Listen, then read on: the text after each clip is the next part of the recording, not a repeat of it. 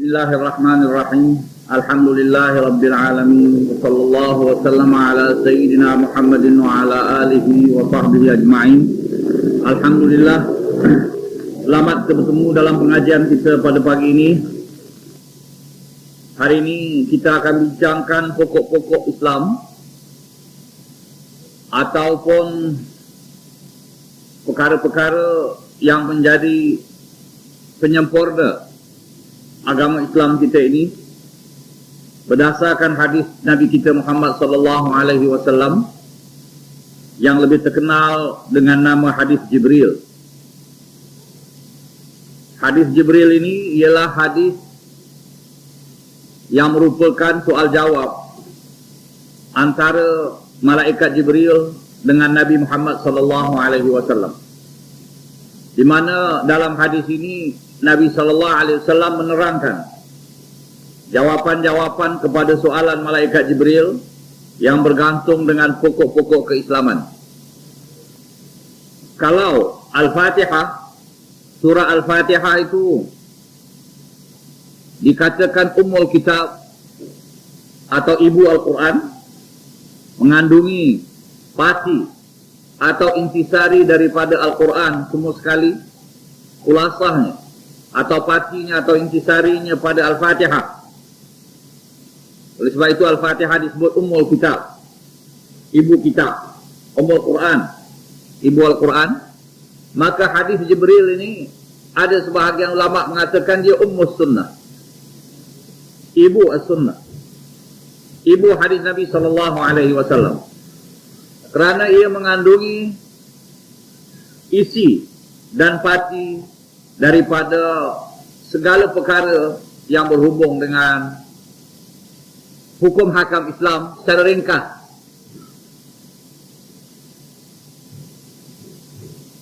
Dia dikatakan Ummus Sunnah atau Ibu As-Sunnah kerana ada 3 perkara pokok dalam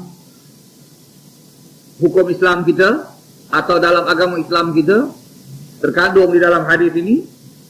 Yaitu hadis ini mengandungi rukun-rukun iman yang menjadi dasar ilmu tauhid, dan juga rukun-rukun Islam yang menjadi perbincangan ilmu fikih, dan juga ilmu tasawuf, yaitu yang berhubung dengan ihsan yang tersebut dalam hadis ini. Oleh sebab itu dikatakan rukun beragama ini 3: Islam, iman dan ihsan. Kalau ada Islam, tak ada iman, tak sempurna agama, menjadi orang munafik. Alhamdulillah. Atau ada iman, tak ada Islam, maknanya kepercayaan dalam hati ada tapi amal tak ada. Ini orang Muslim, ya, tapi fasik lah, beriman, kepercayaan ada tapi amal tak ada, jadi kepercayaannya itu tak sampai kepada arti kata kepercayaan yang sebenar. Dan ada pula orang yang beramal, beriman tapi amalnya kurang sempurna kerana tidak ada ihsan, tidak ada tasawuf.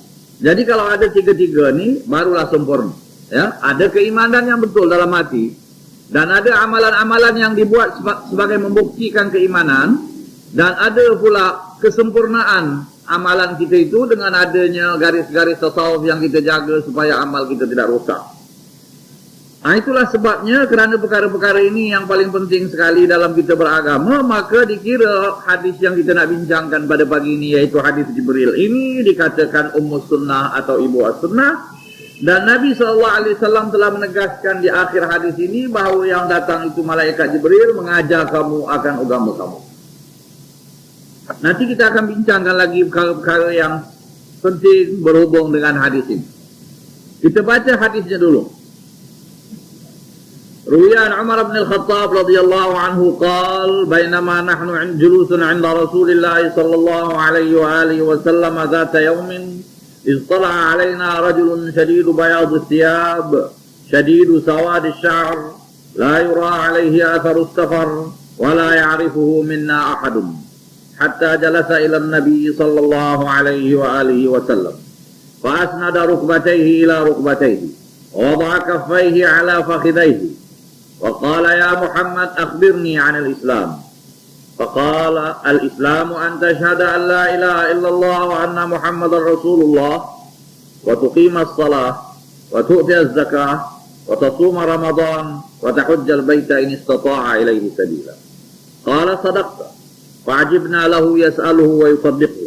Qala fa akhbirni 'anil iman.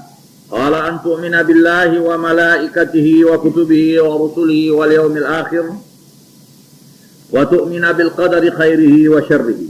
Qala sadaqta. Qala fa akhbirni 'anil ihsan. Qala an ta'budallaha ka'annaka tarahu fa in lam takun tarahu fa innahu yarak. Qala sadaqta.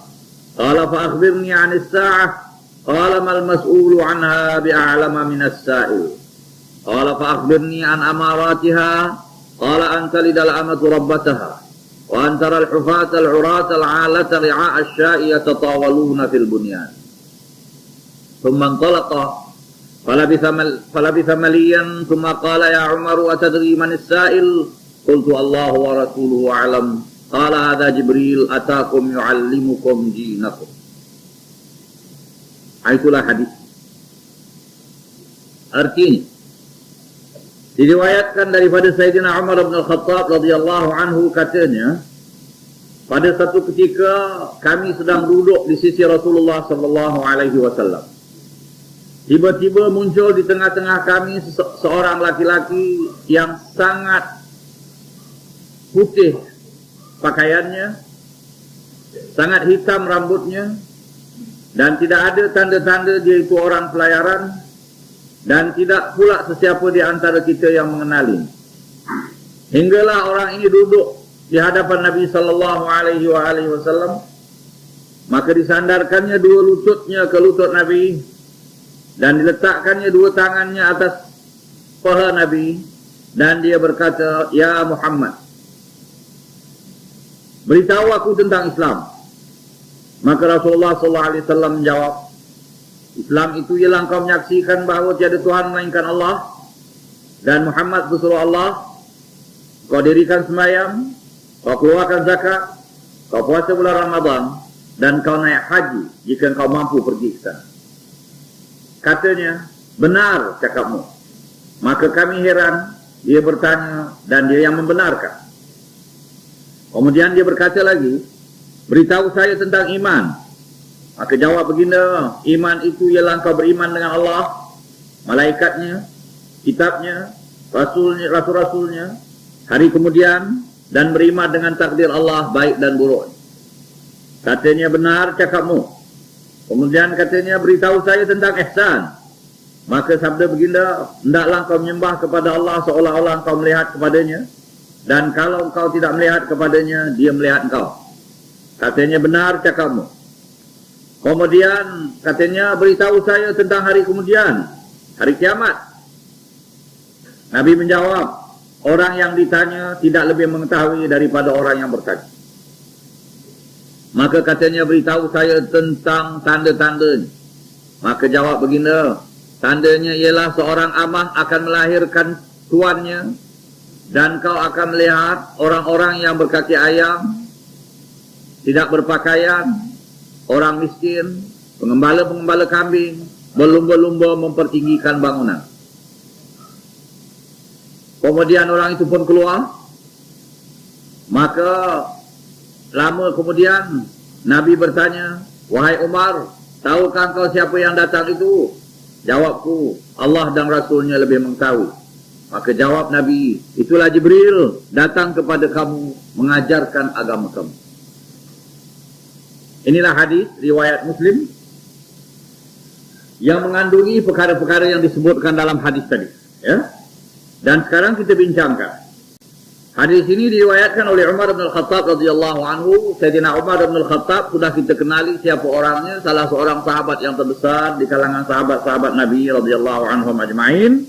Maka Sayyidina Umar berkata, ketika kami sedang duduk bersama-sama Rasulullah pada satu hari, yaitu mereka datang duduk sama-sama Nabi itu nak mendengarkan ayat-ayat diturunkan kepada Nabi, atau nak mendengar arahan-arahan dari Nabi, atau nak mendengar hukum hakam yang akan diterangkan oleh Nabi. Tetapi sedang mereka duduk-duduk itu, datanglah seorang laki-laki di tengah-tengah mereka, dan laki-laki ini memakai pakaian yang putih melepak dan rambutnya hitam sekali, dan tidak ada tanda-tanda dia itu orang dalam pelayaran, tetapi tidak seorang pun dari kami yang mengenal kepadanya. Ini keterangan Sayyidina Umar di sini. Jadi orang ini ajaib sikit, luar biasa keadaan. Yang pertama sekali, pakaiannya putih bersih, rambutnya hitam, tapi tidak ada siapa pun di antara sahabat-sahabat Nabi yang di situ yang kenal kepada orang. Kerana kita tahu dalam sejarah, kota Madinah itu tak besar, dan sahabat-sahabat Nabi itu saling kenal-mengenal antara satu sama lain. Orang-orang yang di situ biasa berjumpa di masjid Nabi, di pasar, di mana semua. Kalau tak berjumpa selalu, sekali pun pernah tengok. Ya, macam kita kat kampung kita. Kalau kampung ni kecil terhad, kalau yang tak datang masjid ni, barangkali kita pernah jumpa tengah jalan atau jumpa di sempak, sekali pernah juga tengok. Tapi orang ini katanya tak pernah kami tengok, dan tak ada seorang pun yang kenal di antara kami pada orang yang datang. Tapi kalau nak katakan dia tu orang datang yang merantau dari jauh, dari kampung lain, tak nampak pula tanda dia tu orang jauh. Sebab kalau orang yang datang merantau ni, kalau dia berjalan di padang pasir dari kampung jauh datang ke Madinah, tentu rambutnya kusut, mukanya berdebu, pakaiannya tidak seputih itu, kerana ni orang dalam perjalanan padang pasir semua pakaiannya mesti berabuk, kot-kot dan sebagainya. Tapi ini tidak, bersih sekali, macam dia datang dari dekatnya dia. Tapi orang tak kenal siapa orangnya. Kemudian dia terus duduk, ya, duduk di hadapan Nabi sallallahu alaihi wasallam. Di sini kita bincangkan sikit tentang bersih pakaian, kemas, ya. Ini sangat perlu dalam Islam ni. Kita disuruh memperkemaskan diri, membersihkan pakaian, ikat rambut dan sebagainya. Kalau menurut riwayat hadis Nabi sallallahu alaihi wasallam, Nabi sallallahu alaihi wasallam suka pada bau-bauan yang wangi. Ini satu daripada kesukaan Nabi sallallahu alaihi wasallam, at-tib. At-tib yakni bau-bauan yang wangi. Kemudian Nabi sallallahu alaihi wasallam itu kemas orang dari segi pakaian dan sebagainya. Dan Nabi sallallahu alaihi wasallam menyikat rambutnya dan tidak meriga rambutnya, teratur. Itu satu daripada sunnah Nabi sallallahu alaihi wasallam. Bahkan ada pula ahli sejarah mengatakan satu daripada barang-barang peninggalan Nabi SAW, satu daripadanya sikat Nabi, siwak Nabi, ya, sugi Nabi. Jadi ini semuanya menunjukkan kebersihan. Oleh sebab itu Imam Syafi'i radhiyallahu anhu berkata, barang siapa yang bagus baunya, yakni bersih, dia bertambah akalnya. Dia punya akal bertambah. Maknanya dia mudah memahamkan kalau dia sudah bersih dalam kemas dan sebagainya, sebab dia tak bisa. Dan barang itu kalau baunya wangi, ya, sebab menyegarkan. Bau yang wangi itu menyegarkan badan kita dan sebagainya, dan itu boleh menguatkan akal fikiran kita. Ini kata Imam Syafi'i radhiyallahu anhu. Dan katanya lagi, barang siapa bersih pakaiannya, kuranglah dia punya kerisauan. Risaunya kurang. Maknanya itu semua akan menjadikan suasana kita lebih tenang, lebih baik dengan bersih pakaian dan indah pakaian itu. Kemudian Nabi orang ini duduk di hadapan Nabi sallallahu alaihi wasallam dan terus melekatkan lututnya dengan lutut Nabi. Lutut dengan lutut bertemu. Dan kita tahu ya, Nabi Muhammad sallallahu alaihi wasallam selalu duduk, ialah duduk tahiyat awal kita. Masa kita tahiyat awal macam mana kita duduk, begitulah duduk Nabi sallallahu alaihi wasallam. Tidak sabit ataupun tidak banyak, kalau ada pun sabit Nabi duduk dengan cara yang lain. Ya, misalnya bersila atau sebagainya, tak banyak hadis. Yang banyak itulah Nabi duduk secara tahiyat awal. Tetapi pernah juga Nabi sallallahu alaihi wasallam bersandar, dan Nabi pernah menaikkan lututnya dan meletakkan tangannya dekat lutut itu, yang dia buat macam satu, dalam bahasa Arab disebut habwa ini, ya, dia ikat lututnya itu, dia sandar, ya, ikat lutut dengan tangannya, gitu, selangkan tangannya. Ini biasa orang Arab kadang-kadang diikatkan serban antara pinggang dengan lutut yang dia duduk. Ini dinamakan kursi orang Arab. Ya? Dia tak payah pakai kursi lagi. Dia duduk gitu aja dah jadi macam kursi. Dia duduk standar. Ya? Jadi itu pernah Nabi SAW duduk macam itu. Ya? Tapi dalam majlis ilmu, dalam apa, Nabi biasa duduk dengan cara yang kita kata tadi, tahiyat awal. Cuma kita ni tak tahan lah nak duduk macam tu. Ada orang-orang yang salih tu duduk sampai berjam-jam macam tu dia duduk. Kita lebih sikit duduk itu dah gelisah, sakit lah lutut, sakit apa semua sekali. Dalam tahiyat pun kita nak lekat-lekat. Jadi Nabi SAW duduk macam itu. Kemudian malaikat Jibril ini, orang ini yang datang ini tadi, dia sandarkan lututnya dengan lutut Nabi SAW. Jadi maknanya rapat benar dia duduk dengan Rasulullah SAW tu. Kemudian dia letakkan dua tangannya atas paha Nabi SAW. Di sini ulama mengambil kesimpulan bagaimana sepatutnya kita duduk dalam majlis-majlis ilmu. Dalam sebuah hadis Nabi SAW menerangkan jalisul ulama wa zahimuhum birrukab, kata Nabi. Duduk-duduklah kamu dengan para ulama dan rapat-rapatlah duduk dengan ulama sampai dekat dengan apa? Lutut itu. Oleh sebab itu dalam majlis-majlis ilmu banyak ulama kata suruh rapat. Jangan duduk jauh-jauh gitu, rapat. Sebab malaikat Jibril ini datang duduk dengan Nabi SAW rapat benar. Tetapi ada sebahagian ulama mengatakan kalau kita nak rapat tu, kita tengok pula peraturan dan adab kita. Kalau kita dengan ulama itu maknanya taraf lebih kurang saja, dia lebih alim dari kita, tapi kiranya derajatnya lebih kurang, itu kita rapatlah. Tapi kalau kita penuntut yang baru atau selalu muda, sedangkan ini ulama besar yang tua, tak elok kita rapat dengan dia. Dia jauh sikit. Itu daripada adab. Itu kita jagalah. Ya. Sebab ada orang-orang tu bila jumpa ulama, dia tak nak rapat. Bukan kerana dia tak suka, tapi dia rasa diri dia tak layak nak rapat dengan orang ni. Biarlah dia duduk jauh sikit. Tapi ada orang rasa dia nakkan berkat tu, dia duduk rapat-rapat. Jadi kita tengok keadaan kita. Kita ukur. Ya? Kalau kita kata betul lah ini orang-orang ulama, tapi dia pun umur dia dengan kita barangkali lebih kurang sama, ataupun kita rasa kita patut duduk dekat dengan dia kerana kita dapat berbincang lebih apa semua. Tapi kalau kita nak mendengar, kalau kita rasa kita tak layak, kita duduk jauh sikit. Itu ulama meletakkan adab-adab. Tengok keadaan. Ya? Tapi malaikat Jibril dengan Nabi SAW ni datang tu duduk dekat kerana Rasulullah, malaikat Jibril ni malaikat yang datang ni. Cuma mula-mula sahabat tu tak tahu kan. Jadi kita dah terangkan dari mula lagi. Kerana malaikat Jibril ni dengan Nabi SAW sudah mesra. Hari-hari turun bawa wahyu. Walaupun Nabi Muhammad SAW semulia-mulia makhluk seluruhnya, tapi malaikat Jibril ni sudah kira sahabat Nabi SAW yang begitu rapat kerana hari-hari turun bawa wahyu. Jadi oleh sebab itu dia datang dan duduk rapat dengan Nabi SAW. Kemudian datangnya malaikat Jibril ini tadi duduk dengan Nabi SAW begitu rapat. Dan dia terus berkata, Ya Muhammad, Ya Muhammad, Hei Muhammad, akhbirni anil Islam. Dipanggilnya Nabi Muhammad SAW dengan nama Nabi Muhammad. Padahal orang Islam dan sahabat-sahabat Nabi tidak memanggil Nabi Muhammad dengan nama Muhammad.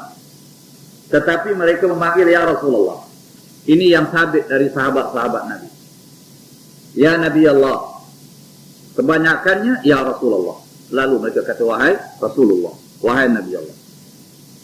Sebab Allah Ta'ala mengajar kepada kita, jangan panggil Nabi seperti panggil orang-orang lain.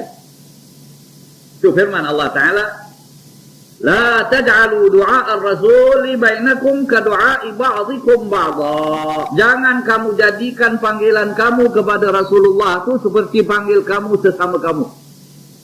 Jadi nak panggil Rasulullah SAW mestilah panggilan beradab.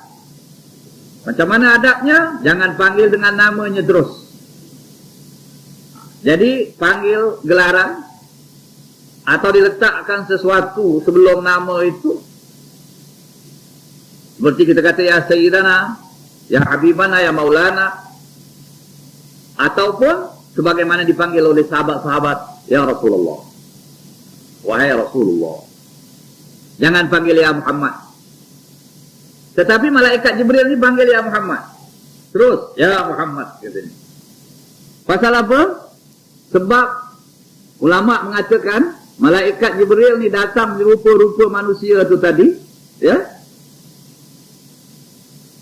Dia macam orang Badui, orang Arabi, orang dusun yang kadang-kadang orang-orang ini tak pakai alas-alas bila bercakap. Dia cara kasar. Jadi macam orang dusun datang.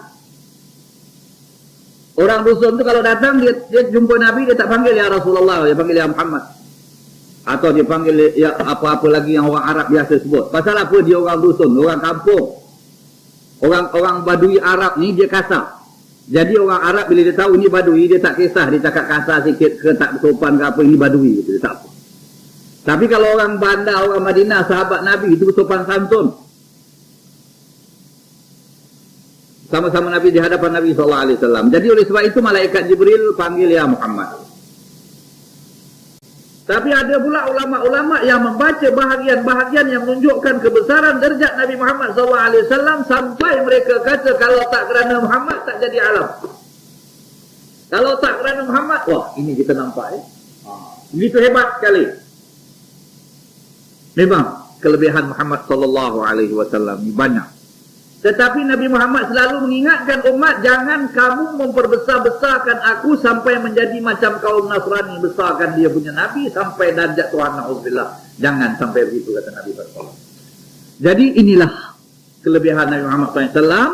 Jadi dilarang kita memanggil Nabi dengan panggilan biasa. Tapi kalau orang Badui panggil gitu, dia kalau datang dia kata ya Muhammad, ini Badui gitu. Kalau sahabat Nabi tidak, ya Rasulullah. Suara pun tak angkat. Sebab ada larangan. Bertengkar-tengkar, bising-bising di tempat Nabi dilarang. Ya ayyuhalladzina amanu la tarfa'u aswatakum fawqa sawtin nabi wa la tajharu lahu bil qawli ka jahri ba'dikum li ba'din an tahbata a'malukum wa antum la tash'urun. Ini ayat Allah Ta'ala.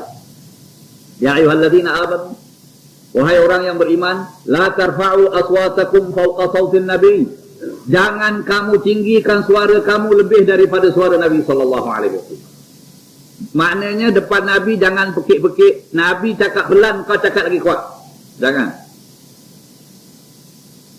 Wala tajharu lahu bil qaul. Jangan kamu mengeraskan suara. Memanggil Rasulullah sallallahu alaihi wasallam sepekik-pekik. Tapi kalau orang Badui ini biasalah. Orang Badui, orang kampung, Nabi tak marah. Ini orang kampung, tak tahu dia. Ya.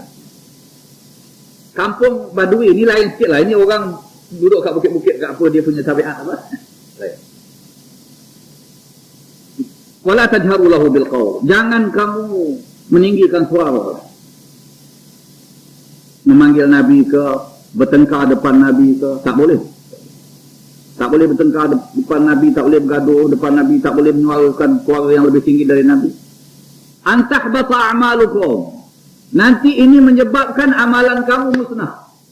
Kata Allah Subhanahu wa taala. Ini bukan cakap Nabi tu, Allah Subhanahu wa taala. Wa antum la tash'urun, kamu tak sadar. Maknanya kalau kamu bertengkar-tengkar depan Nabi, meninggikan suara atas suara Nabi atau sebagainya, kamu punya amalan musnah. Ini nasihat kepada para sahabat. Ini kita tengok ya.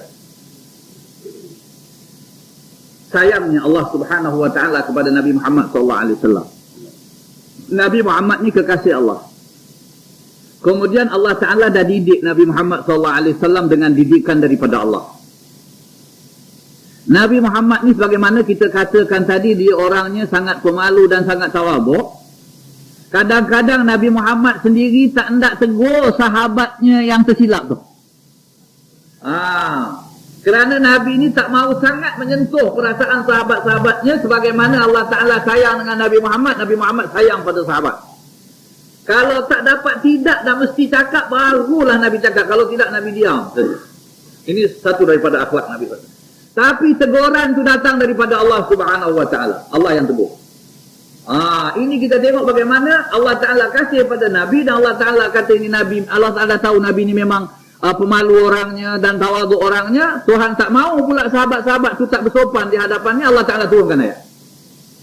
Bila mereka bekik-bekik, ayat turun, la tad'alu du'a ar-rasul ka du'a'i ba'dikum ba'da. Jadi teguran datang dari atas.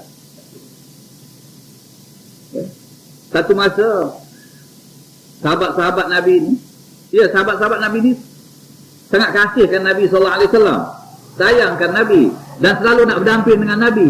Tapi kadang-kadang sampai menyusahkan Nabi. Dan terlampau kasih, terlampau sayang, tak nak balik rumah, duduk dekat Nabi. Nabi pun nak rehat. Ya? Ini pernah berlaku. Ada sahabat-sahabat Nabi tu yang duduk dekat masjid tu. Dan Nabi SAW kadang-kadang kalau ada makanan ke apa, bawa pada mereka, mereka makan. Dan lepas mereka makan ni, mereka kadang-kadang tunggu lagi. Nak cakap, nak berbual, nak bertanya. Padahal masa itu masa Nabi nak rehat. Allah Ta'ala tegur. Dalam surah ini juga saya kira ada disebut dalam Quran. Allah Ta'ala kata, فَإِذَا طَعِمْتُمْ فَانْتَشِرُوا. Kalau kamu sudah makan, bangunlah kamu. وَلَا مُسْتَأْنِسِينَ لِحَدِيث.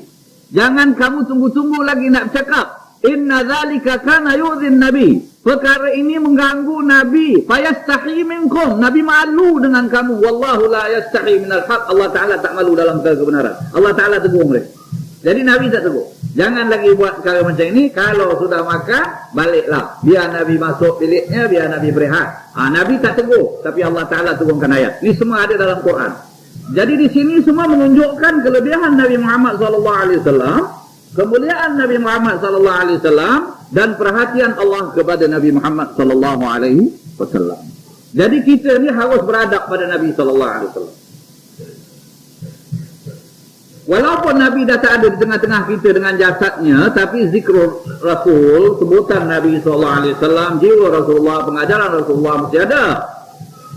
Oleh sebab itu sahabat ulama-ulama yang mengetahui betul bila disebut nama Rasulullah, mereka itu satu macam perasaan mereka rasa. Ini Muhammad bin Abdullah SAW. Tapi banyak orang tak ada rasa kan ini. Sama juga bila kita menghadap makam Rasulullah SAW, kita bayangkan bahawa Rasulullah duduk depan kita, kita menghadap Rasulullah macam mana gaya? Oleh sebab itu ulama mengatakan kalau kita menghadap makam Rasulullah itu, kita rasakan kalau Rasulullah hidup macam mana kita menghadap. Bersopan santunlah kita. Oleh sebab itu banyak ulama mengatakan kalau orang ni ziarah Nabi SAW bagus-bagus betul-betul ikut peraturan macam Nabi mesti hidup, tak berasak-rasak, tak tolak-tolak, tak ada apa cerita belum. Tapi ini orang semua tidak membayangkan hal ini. Mereka bertolak-tolak, berasak-rasak, bergaduh depan Nabi, depan makam Nabi ni apa macam. Begitu juga depan Kaabah Baitullah, nak cium Hajar Aswad. Sayyidina Umar pernah mengatakan kalau kamu betul-betul menghadap bertawaf macam ikut, kalau betul-betul tak timbul apa-apa masalah. Itu masa Sayyidina Umar taklah masa macam ini lagi. Ini lagi dahsyat keadaannya sekarang. Kalau mereka tu tahu, tak jadi masalah. Nak cium Hajar Aswad ni semua orang boleh cium. Hajar Aswad tu tak lagi. Satu-satu masuk, keluar, 100,000 pun boleh. Tapi macam mana ni sekarang? Dia tolak dia nak keluar, dia tak ikut sistem yang ini regang ni, jadi macam ini. Padahal perkara tu tak sepatutnya timbul begitu. Ya? Macam kita masuk masjid nak semayang. Masuklah, pelan-pelan lah, ada tempat. Tapi yang pijak, yang itu, yang itu. Jadi tak ikut peraturan. Yang salah bukan agama, salah orang. Yang salah fahamkan agama tak betul buat cara-cara ini. Jadi itu yang kita nak bincangkan tadi, masalah Sayyidina ni tadi dalam tahiyat.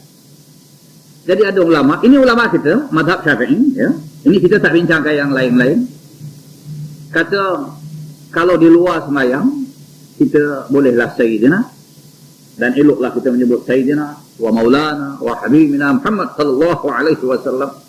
Tapi dalam sembahyang tu kita sebut Muhammad saja. Itu ada sebahagian.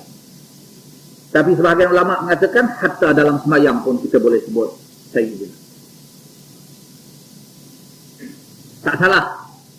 Jadi oleh sebab itu kita bolehlah.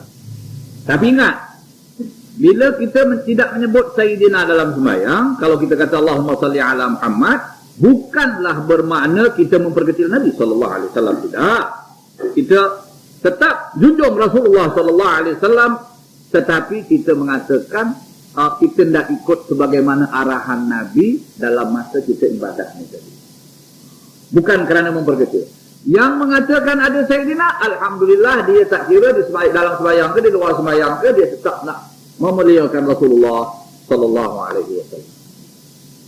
Dan cukup besarlah kemuliaan Rasulullah kalau Allah Ta'ala kata, kamu sembahyang menyembah aku, tapi mesti selawat atas Muhammad. Kan ini satu derajat besar. Padahal kita menyembah Allah Subhanahu wa Ta'ala, tapi disyaratkan menyembah Allah Ta'ala itu ada selawat atas Muhammad yang membawa ajaran Allah Ta'ala. Ini menunjukkan Allah Ta'ala kasihkan ini Nabi SAW. Jadi kalau Tuhan kasih kepada seseorang tu, kita tentu kasihlah kan. Ini baru sempurna. Oleh sebab itu kita mesti kasih siapa yang dikasihi oleh Allah, dan kita mesti kasih siapa yang dikasihi oleh Rasulullah SAW. Oleh sebab itu timbul masalah besar. Orang yang tidak kasih kepada keluarga Rasulullah SAW ni masalahnya masalah besar kalau tidak kasih pada keluarga Rasulullah, kerana Rasulullah kasih pada keluarganya. Jadi kita kasihkan keluarga Rasulullah kerana Rasulullah kasihkan keluarganya. Kita kasih Rasulullah kerana Allah Ta'ala kasih kepada Rasulullah SAW. Kita kasih pada alim ulama kerana Rasulullah kasih kepada orang-orangnya. Kita kasih pada orang-orang yang salih kerana Rasulullah kasih kepada orang-orang yang macam ni. Allah Ta'ala kasih. Jadi kita semua baliknya kepada Allah dan kepada Rasulullah SAW. Tak sempurna kasih kita kalau kita berbelah bagi dalam soal kasih ini tadi. Ya, mana yang kita nak kasih, kita kasih. Mana yang kita tak kasih, kita tak kasih. Padahal Allah Ta'ala mengarahkan kita kasih kepada Rasulullah SAW. Ya, Habibullah. Tapi malaikat, jadi kita tidaklah panggil begitu saja kecuali yang warid. Ya. Mana yang dah warid tu tak ada masalah lah. Misalnya dalam selawat kita, ada yang kita baca pakai Sayyidina, ada yang tak pakai Sayyidina. Tak mengapa. Misalnya ada yang kita baca Allahumma salli ala Muhammad, ya Rabbi salli ala Muhammad. Tak apa. Sebab begitulah bentuknya. Tapi ada masa kita kata Sayyidina Muhammad. Yang tak boleh ditambah, jangan ditambah. Jangan pula kita sampai tak menambah. Bila bang pun kita kata wa asyhadu anna Sayyidina Muhammadar Rasulullah. Tak boleh lah. Sana tak ada Sayyidina. Bang lah macam biasa saja. Dalam bang tu tak ada wah. Sebab saya pernah dengar ada satu orang bang, dia kata asyhadu an la ilaha illallah wa asyhadu anna Muhammadar Rasulullah. Tak ada wah. Kalau kita mengucap biasa memanglah asyhadu an la ilaha illallah wa asyhadu anna Muhammadar Rasulullah, tapi dalam bang tak ada tu asyhadu an la ilaha illallah asyhadu anna Muhammadar Rasulullah. Dalam bang tak ada wah. Ya, pasal itu merupakan zikir. Tapi kalau di luar bang kita mengucap ada wah. Wah tu maknanya dan. Jadi bila kita mengucap betul-betul tu asyhadu an la ilaha illallah asyhadu anna Muhammadar Rasulullah. Itu nanti kita bincangkan dalam soal mengucap tu. Jadi dia pun duduk di hadapan Nabi SAW dan dia kata, ya Muhammad, wahai Muhammad, akhbirni anil Islam. Beritahu saya apa itu Islam. Jadi yang dia tanyakan tentang Islam ini bukanlah nak bertanyakan lafaz Islam tu asal dari mana, alifnya macam mana, sinnya macam mana, lamnya macam mana, lam alif mim apa. Tak ada, bukan tanya itu. Sebab bila dia tanya Nabi beritahu saya tentang Islam, maka Nabi terus jawab amalan-amalan Islam. Akhbirni anil Islam, Nabi bersabda al-Islamu an tashhadu an la ilaha illallah wa anna Muhammadar Rasulullah wa tuqimas salah wa tu'tiyaz zakah wa tasuma Ramadan wa tahujjal baita in istata'a ilaihi sabil. Nabi menerangkan rukun-rukun Islam. Ada orang yang lebih dari Nabi SAW? Tak ada. Tapi kenapa kita dengar sekarang banyak orang-orang berfalsafah tentang Islam? Bila dia tanya kita, apa kau tahu Islam apa? Kita bilang Islam ginilah, mengucap 2 kalimat syahadat. Dia bilang tak ada, itu kulit semua tu. Aku punya Islam lagi ada. Itu alif apa? Itu sin apa? Lam alif apa? Itu mim macam. Kalau bengkok gini macam mana? Kalau keluar macam mana? Dia buat macam-macam hal jadi orang sesat.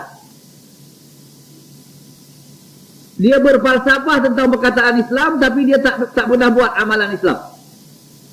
Ini banyak orang yang suka macam ini. Dia falsafah bukan tak tuhan lah perkara yang dia dia cakapkan tu. Padahal kita kata awak jangan nak lebih dari Nabi SAW. Malaikat Jibril datang jumpa Nabi, tanya tentang Islam. Nabi tu orang Arab pun dia tak bilang Islamnya asal hidup ini. Dia bilang Islam kau mengucap 2 kalimat syahadat, kau sembahyang, kau puasa, kau zakat, kau haji. Itu Islam. Ini orang nak lebih lagi daripada itu. Nabi tak pernah cakap perkara tu, dia pergi cakap yang bukan-bukan sampai ceritanya meleret, amalan Islam dia tak buat. Semayang tak betul, semua tak betul. Ini jadi hujah ni. Kita ingatkan pada dia, awak nak cakap lebih-lebih dari Nabi, saya tak boleh pakai cakap awak. Menyaksikan bahawa tiada Tuhan melainkan Allah dan Muhammad pesuruh Allah. Ini pokoknya. Dan dalam hal menyaksikan tiada Tuhan melainkan Allah dan Muhammad pesuruh Allah ini, ada 5 kategori manusia. 5 macam manusia. 5 macam golongan orang dalam memperkatakan kalimah ini.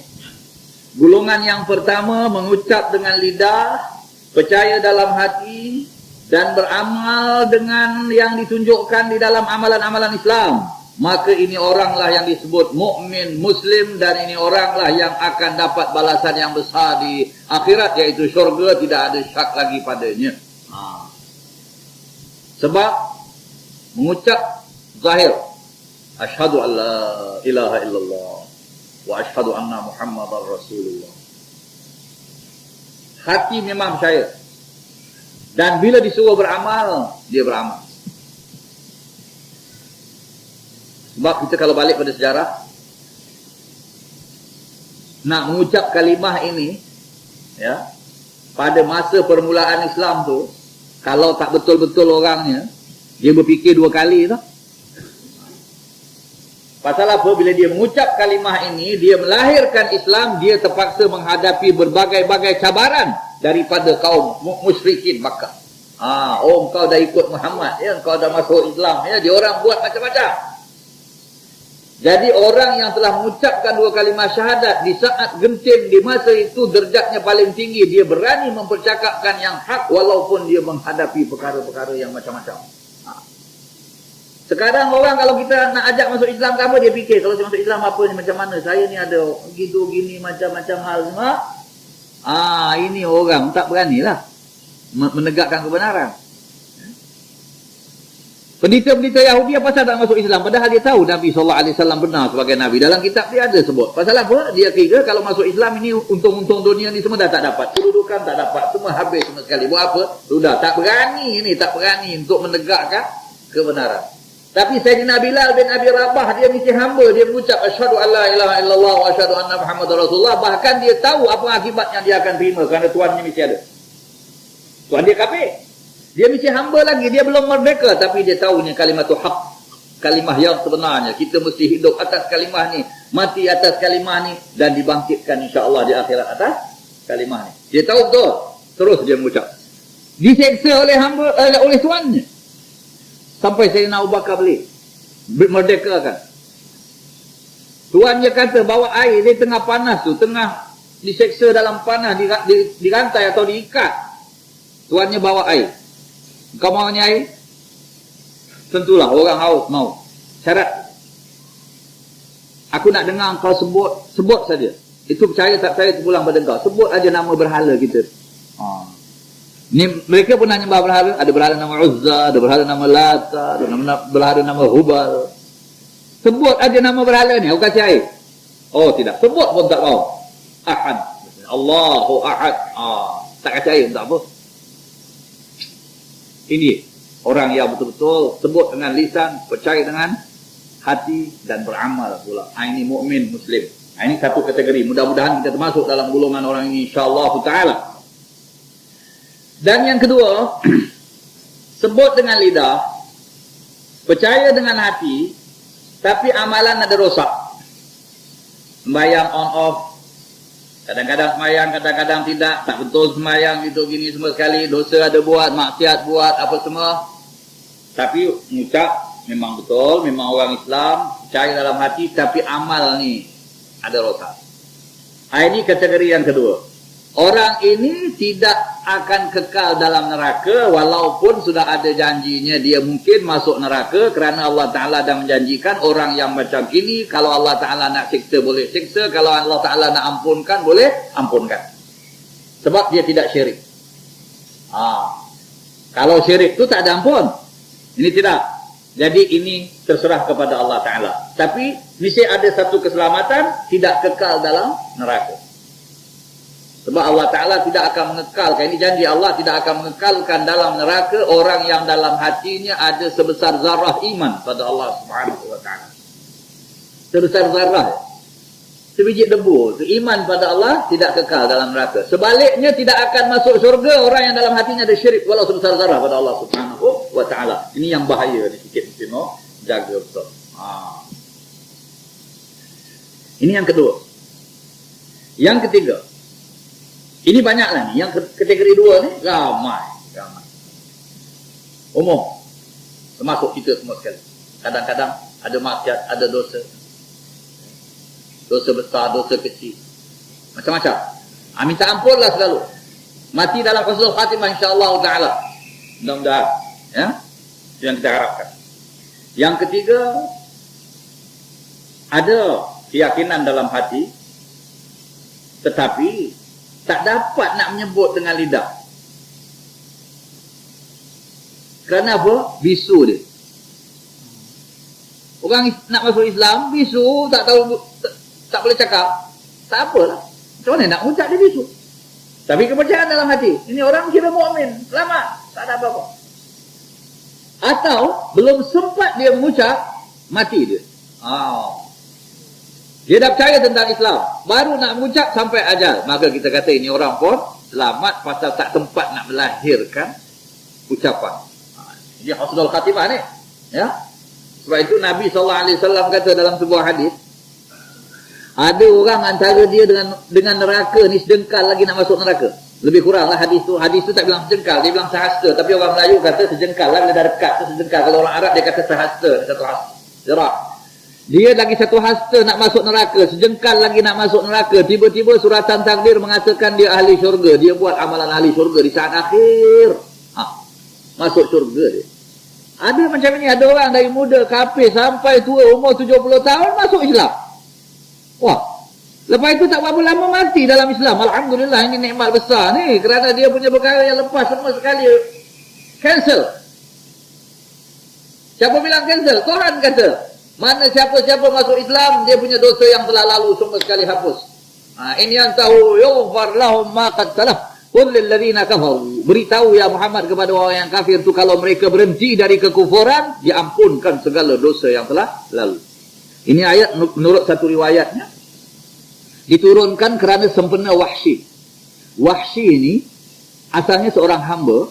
Dialah yang bertanggungjawab membunuh Sayyidina Hamzah dalam perang Uhud. Sayyidina Hamzah bin Abdul Muttalib. Dia bunuh dan dia belah dada, dia ambil tu hati, kasih pada cik puannya yang janjikan kalau kau bawa ni kau merdeka. Dan dia tu orang yang pandai melempar lembing. Tombak. Dia lempar kena betul Hamzah, mati. Sayyidus Syuhada. Jadi penghulu segala orang mati syahid, Sayyidina Hamzah bin Abdul Muttalib radhiyallahu anhu wa arda. Kemudian Wahsy ni masuk Islam. Masuk Islam dia. Kemudian Tuhan punya kuasa kudrat Allah. Dia datang jumpa Rasulullah. Dia kata, ya Rasulullah, saya tak tahu keadaan sekarang ini macam mana. Saya dah bunuh Sayyidina Hamzah dulu. Sayyidus Syuhada, bapak saudara tuan saya bunuh. Macam mana ni? Saya sekarang masuk Islam. Macam dosa saya dah membunuh ni Hamzah. Allah Ta'ala turunkan ayat. Qul, katakan ya Muhammad, bagi orang-orang yang kafir itu, yang dulunya kafir, in yantahu, kalau mereka berhenti dari kekafiran, yughfar lahum ma qad salaf, diampuni oleh Allah Ta'ala segala dosa yang telah lalu. Sayyidina Hamzah masuk syurga, dan ini orang pun sama-sama masuk syurga. Sama-sama Sayyidina Hamzah. Itu untungnya tu. Itu kita kata dia sejengkal lagi nak masuk neraka, tiba-tiba suratan takdir mengatakan dia masuk syurga, dapat dia syurga. Sebaliknya, na'udzubillah, ini yang kita takut, orang tu dari mula beramal dengan amalan ahli syurga, bila dah dekat sejengkal nak masuk syurga, suratan takdir mengatakan dia ahli neraka, dia buat amalan ahli neraka di saat yang akhir, na'udzubillah. Ini su'ul khatimah, na'udzubillah. Jaga-jagalah. Kita minta husnul khatimah daripada Allah Subhanahu wa Ta'ala. Hadis ini menakutkan kita supaya kita berwaspada. Waspada macam mana? Orang yang dulu ada buat jahat, macam-macam jahat, jangan putus asa. Selagi pintu tobat tutup, walau macam mana, berapa umur awak ke apa tak kisah, selagi pintu tobat belum tutup, mesti terbuka, awak mesti ada kesempatan untuk tobat pada Allah Subhanahu wa Ta'ala. Jadi orang yang sudah berkecimpung dalam maksiat begitu lama, jangan putus asa, jangan bilang macam aku ni tak boleh dapat tobat, tentu Tuhan tak terima aku begitu, begini, dah tua pun nak tobat, dah tak boleh. Jangan cakap macam itu. Tuhan boleh terima tobat siapa pun asal pintu tobat bisa terbuka. Pintu tobat bisa terbuka. Bila tutup? Bila orang tu dah garah-garah. Bila orang tu sudah sakaratul maut, itu baru tutup. Selagi belum sakaratul maut, belum tutup. Dan selagi belum kiamat, belum tutup pintu tobat. Bila kiamat, tutup. Itu bagi orang yang dosa. Dan bagi orang yang sudah beramal ni, jangan terpedaya. Jangan megah dan jangan rasa diri aku mesti masuk syurga, aku begitu, aku orang baik, aku apa. Belum tahu lagi kerana keputusan di saat yang akhir. Jangan kita jadi macam iblis. Sudah 2000 tahun menyembah kepada Allah Ta'ala, sudah masuk dalam barisan malaikat, tetapi saat akhir dia takbur, tak mau tunduk dengan perintah Allah Ta'ala, disuruh tunduk pada Adam. Ini dia punya contoh, orang yang dah dekat nak syurga tu, tiba-tiba saat akhir mengatakan dia ahli neraka, kalau dia na'udzubillah. Ini supaya kita berjaga-jaga, waspada, ya. Tawaduk, ingat keputusan akhir di sisi Allah Subhanahu wa Ta'ala. Jadi kalau dia tak dapat mengucap, kerana dia ni tadi bisu ke atau tak sempat nak mengucap, padahal dia ada beriman, selamat. Itu golongan yang ketiga, ini sikit lah, tak banyak. Yang keempat, dia percaya, yakin, dan dia boleh mengucap, tapi tak nak mengucap. Bukan kerana apa-apa, kerana ada sebab-sebab lain ke apa ke. Ya. Ini ada khilaf juga antara ulama. Ini contohnya siapa? Ada seorang bapa saudara Nabi SAW bernama Abu Talib. Abu Talib. Ini Abu Talib, bila kita baca sejarah dia, dia punya sejarah putih, bersih, cantik, indah, dan orang yang paling kuat mempertahankan Rasulullah SAW. Dan dialah orang yang memelihara Rasulullah SAW setelah mati datuk Rasulullah Abdul Muttalib. Abu Talib pelihara Nabi, dan Abu Talib menganggap Nabi lebih daripada anak-anaknya yang lain. Dia sayangkan Rasulullah SAW, dan dia terus mempertahankan Rasulullah sampai akhir hayatnya. Ketika umur Nabi 50 tahun, Abu Talib wafat. Dan Abu Talib pernah bersyair, dia kata, walaqad alimtu bi anna dina Muhammadin min khairi adyanil bariyati dina. Saya sudah tahu agama yang dibawa oleh Muhammad agama yang paling baik sekali, katanya. Tetapi dalam syairnya dia kata, dia takut kawan-kawan dia cakap nanti dia masuk Islam pasal dia sudah tak boleh buat apa-apa. Sebab Nabi bila dia sakit, Nabi datang jumpa, dan Nabi bisikkan pada dia, cakaplah ini kalimat yang akhir. Ya, cakap. Tapi menurut riwayat, dia tak nak cakap tu pasal dia takut orang-orang, dia orang besar, ya, dalam masyarakat. Ya. Dia takut, katanya orang tuduh dia, engkau dah bila tak boleh bikin apa-apa baru nak mengikut. Dah sakit. Ini pandangan dia lah. Terserah pada Allah Subhanahu wa Ta'ala, tetapi sejarah dia mempertahankan Nabi SAW begitu hebat. Oleh sebab itu, setengah ulama Islam tidak berani mengatakan dia itu tidak Islam. Tak berani. Mereka diam-diam saja. Abu Talib punya cerita, kita diam-diam sudah. Sebab ini Abu Talib bukan sebarang orang. Ya. Terserah pada Allah Ta'ala. Kita terus campur dalam perkara ini. Ya. Dia tak mengucap tu bukan macam orang Yahudi itu yang tak nak mengucap. Bukan macam pendeta-pendeta Bani Israel tak nak mengucap. Tapi dia ada lain sebab. Bahkan dalam satu peristiwa sejarah, bila Nabi Muhammad SAW diminta, ini kita sudah banyak kali kita cakap sejarah ni, iaitu satu masa rombongan orang Quraisy datang jumpa bapa saudara Nabi Muhammad, Abu Talib. Sebab orang Quraisy ni bila nak cakap pasal Nabi Muhammad, mereka jumpa Abu Talib. Ini Abu Talib bapa saudara dia. Dia yang mempertahankan. Ini orang kita cakap. Ketua-ketua Quraisy datang jumpa Abu Talib. Dia kata, ya Abu Talib, ini anak saudara kau Muhammad ni sudah terus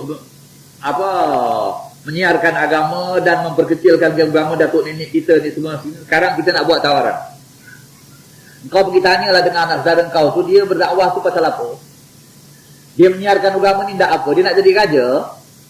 Kalau tak jadi raja, besok kita tabalkan dia jadi raja Mekah. Tak payah dia susah-susah lagi. Biarlah kita dengan agama kita, dia boleh jadi raja besok. Kalau dia ni menyeru nindakkan harta, kita boleh kumpul harta berapa banyak yang dia nak, kita kasih dia. Kalau dia ndakkan wanita, dia cakap sajalah wanita mana dia ndak, kita boleh kasih. Dan kalau dia ada sakit, kita ubatkan. Sebab orang Mekah ni ada setengah mengatakan Muhammad ni ada satu macam punya penyakit lah. Suka nak cara-cara, suka nak dakwah-dakwah, suka nak apa. Sakit dekat ni, psikologi lah. Ini. Jadi kita boleh ikhtiar ubat lah. Ini tawaran. Abu Talib kata nanti saya sampaikan kepada anak saya. Dia orang pun balik. Abu Talib panggil Muhammad. Ya Muhammad, kata ni kaumku datang. Dia beri tawaran pada kau. Kalau kau nak jadi raja di Mekah, mereka sedia boleh tabalkan kau jadi raja. Kalau kau nak wanita, kalau kau nak harta, kalau kau sakit ni semua dah dicakapkan lah. Asal kau janganlah menyuguhkan kau punya agama ni lagi. Ini permintaan kaumku. Aku serahkan pada kau. Nabi Muhammad kata, ya ammi law wada'u syamsa fi yamini wal qamara fi yasari ala an adruka hadzal amr ma taraktuhu hatta yudhhirahu Allah aw ahlika dunahu. Kalau mereka boleh sanggup taruh matahari di kanan saya, bulan di kiri saya supaya saya tinggalkan perkara ni, saya tidak akan tinggalkan sampai Tuhan perintahkan saya tinggalkan, atau dia tersiar atau saya mati. Saya tak boleh tinggalkan. Maknanya tidak ada lebih besar kalau satu orang tu matahari di kanan, bulan di kiri. Hebat. Menguasai bulan dan matahari. Ini pun kalau dia beri, mereka boleh beri saya tak boleh tinggalkan perkara ni. Kata Nabi Muhammad. Kemudian lepas itu Nabi Muhammad menangis. Abu Talib tanya, ya Rasulullah, ya Muhammad, kenapa kau menangis? Dia kata, saya kesiankan pakcik. Kerana Nabi Muhammad fikirkan, ini bapa saudara ni terpaksa menanggung macam-macam cerita pasal Nabi Muhammad SAW. Dia sayangkan pakcik tu.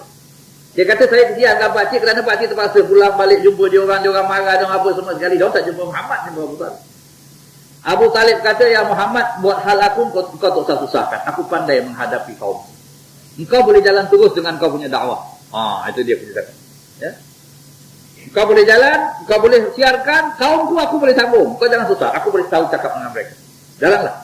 Aku tak marah pada kau, dia cakap aku. Tak marah, sebab Nabi Muhammad takut. Abu Talib marah ke, menyusahkan dia ke, ini hal. Tidak.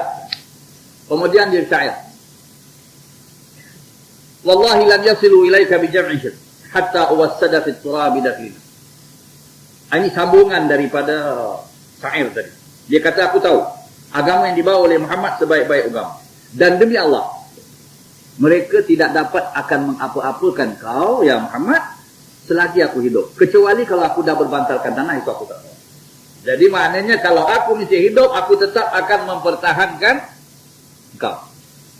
Ini sejarah Abu Talib, yang putih bersih, yang begitu indah, tapi semua tidak melahirkan kalimah itu. Tak melahirkan kalimah. Ini terserahlah hukumnya, ya, pada Allah Ta'ala. Yang kelima, ini yang paling tak guna sekali. Dia mengucap dua kalimah syahadat dengan lisannya atau dengan lidahnya, tapi hati tak percaya. Ini orang munafik. Dia kekal dalam neraka yang paling bawah sekali. Ini yang paling teruk. Innal munafiqina fid darkil asfali minan nar. Orang munafik itu tempatnya yang paling bawah dari api neraka. Ini pernah ada di zaman Nabi SAW. Orang munafikin ada lebih kurang 300 orang. Mereka ni mengucap dua kalimah syahadat. Mengucap. Tetapi dalam hati tak ada iman. Zahirnya kira Islam. Sebab undang-undang Islam, bila dia mengucap, kita kata dia Muslim lah. Hati dia kita tak tahu lah, serah pada Allah Subhanahu Wa Taala. Kita tak disuruh menghukum hati, kita suruh menghukum zahir. Ini firman Allah Ta'ala. Idza ja'akal munafiquna qalu nashhadu innaka la rasulullah wallahu ya'lamu innaka la rasuluhu wallahu yashhadu innal munafiqina lakadzibun. Kita baca suratul munafiqun. Ada satu surah dalam Quran nama suratul munafiqun. Nabi SAW selalu baca surah ini dalam tubuh jemaah. atau Isya malam Jumaat, suratul Jumaah dan surah Al-Munafiqun. Ya. Apa kata firman Allah? Idza ja'akal munafiqun, bila orang munafik datang jumpa kau ya Rasulullah, qalu nashhadu innaka la Rasulullah. Mereka mengatakan, ya Muhammad, kami saksikan kau pesuruh Allah. Wallahu ya'lamu innaka la rasuluh. Tuhan tahu kau sememangnya pesuruh Allah. Maknanya orang munafik kalau tak cakap pun tak jadi masalah perkara ni, tapi dia cakap, dia fikir dia boleh menguntungkan kau. Wallahu ya'lamu innaka la rasuluh. Wallahu yashhadu innal munafiqina lakadzibun. Allah Taala pula mensaksikan orang munafik tu cakap pada engkau dusta ya Muhammad. Dia tak percaya dalam hati, dia cakap mulut dia. Ini kita nak cerita sikitlah pasal orang munafik. Ya? Kalau kita baca Al-Quran,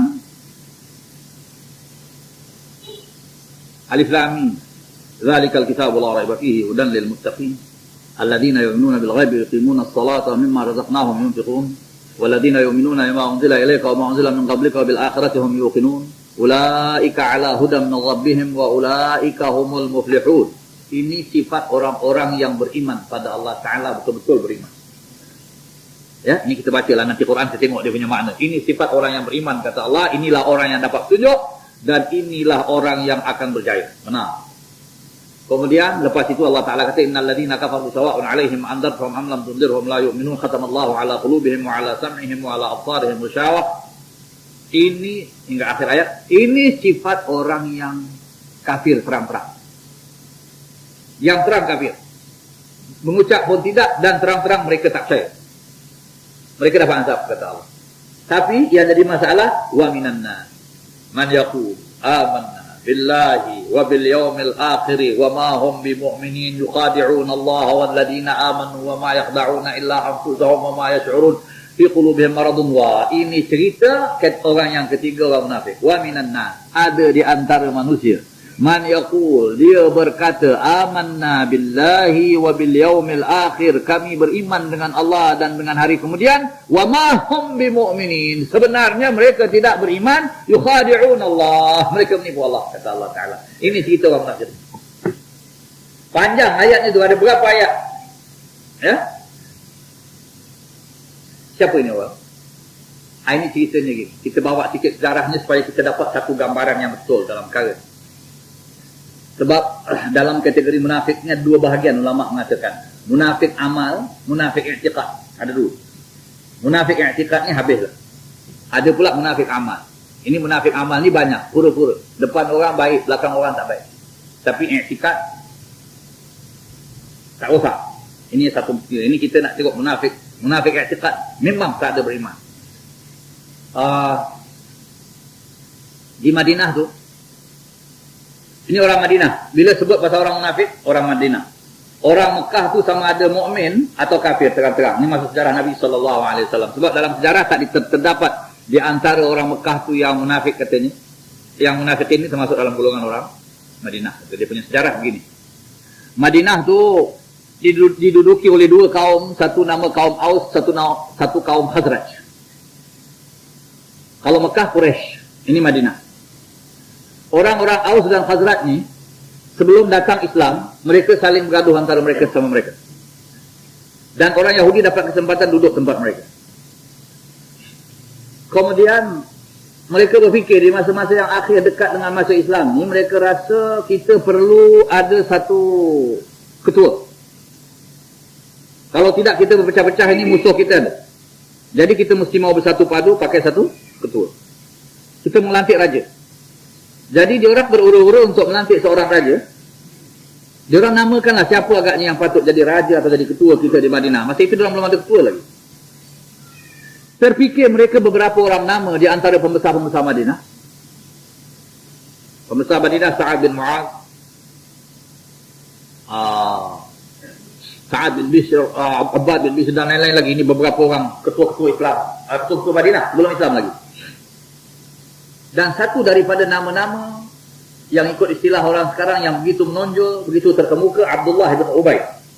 Abdullah bin Ubay lebih terkenal dengan Ibnu Salul. Ibnu Salul itu mak dia. Dia saja satu orang yang dinamakan pakai nama bin mak dan bapak dua-dua sekali. Ini Abdullah. Orang bin bapak dia. Nama dia terkenal dengan bin dua. Bin Ubay Ibn Salul. Salul itu kata mak dia. Abdullah bin Ubay ini terkemuka sekali. Dan hampir-hampir orang sudah nak melantik dia jadi raja, tetapi ura-ura itu belum dilaksanakan. Tiba-tiba orang Madinah yang pergi ke Mekah nak buat haji cara zaman sebelum Islam punya haji lah, berjumpa dengan Nabi Muhammad sallallahu alaihi wasallam.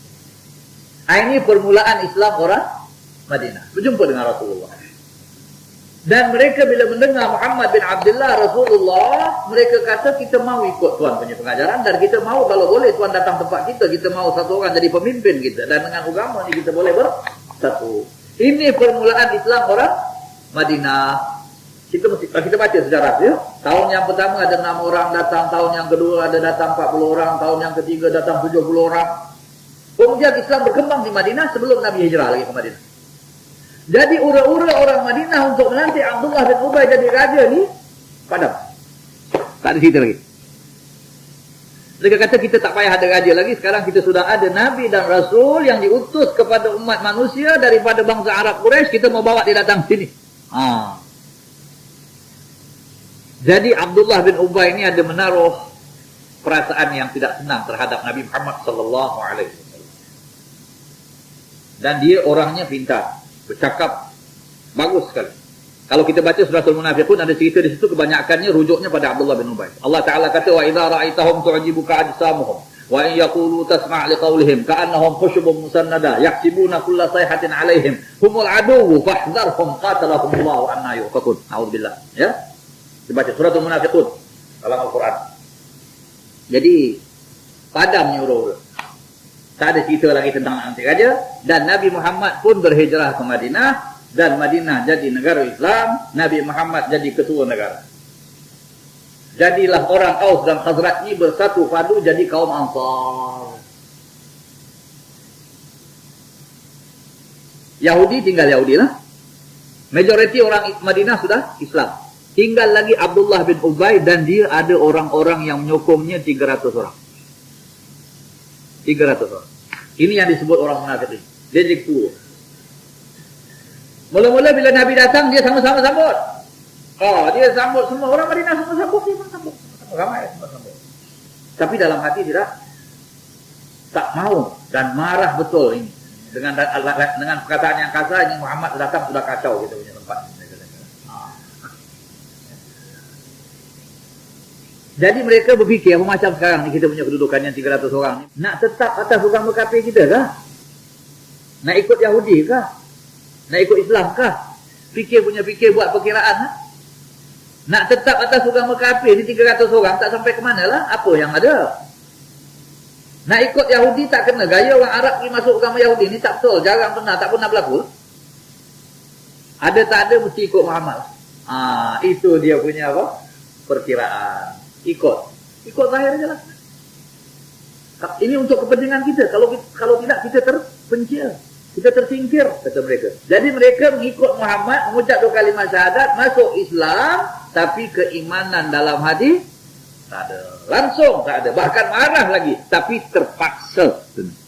Pasal untuk kepentingan kita. Ini yang dikatakan orang munafik. Jadi segala penentangan terhadap orang munafik rujuknya pada Abdullah bin Ubay dan suku sakatnya, keluarganya, dia punya kaumnya 300 orang. Ada antara mereka tu, ada di antara mereka tu yang antara percaya dengan tidak. Kadang-kadang mereka kata kita ni tak betul. Ada juga yang apa. Tapi mereka kata kita terpaksa buat gini. Macam-macam kita mereka sama mereka. Itu yang Allah Ta'ala terangkan dalam Al-Quran. Masaluhum kamathalil ladzi istawqada naran kullama adha'at lahum mashawfi wa idza adlama 'alaihim qamu walau syaa Allahu la dhahaba bi sam'ihim wa absarihim. Mereka punya cerita kata Allah Ta'ala macam orang yang jalan dalam gelap. Tak tahu meraba-raba, kadang-kadang dapat cahaya. Bila ada cahaya tu mereka jalan. Cahaya tu padam, gelap lagi. Jadi dia punya iman tu on off, kadang-kadang cahaya, kadang-kadang tidak.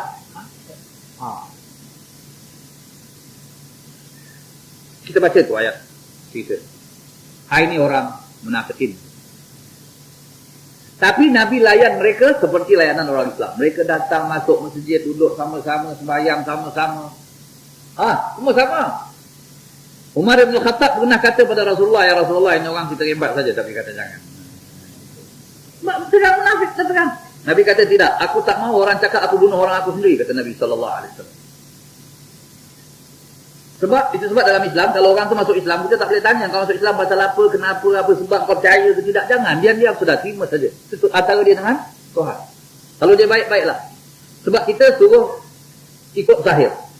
Batin kita tak tahu. Terserah pada Allah. Tapi kalau dia tak mengucap, kita kata dia kafir. Dia kata saya percaya. Kita tak boleh cakap lah. Pasal kita berdasarkan zahir. Undang-undang dunia zahir. Batin undang-undang akhirat. Tuhan tahu. Jadi inilah orang munafik yang 300 orang ni. Tadi dilayan dengan baik.